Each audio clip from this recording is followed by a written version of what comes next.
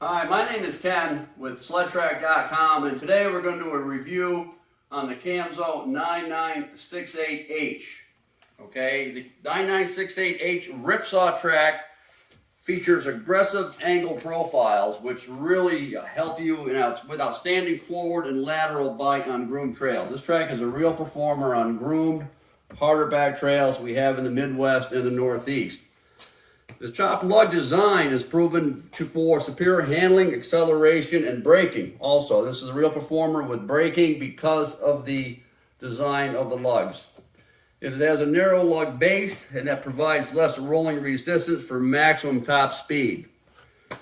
And these are longevity proven in the snowmobile world. They put these on tracks. You know, the early Yamahas had them going back to the early 2000s, and there's guys still buy these tracks and love them. The technical specs on this track, it's a 121 by 15 wide, 121 in length. It's a 252 pitch, and it's a lug height of 1.25.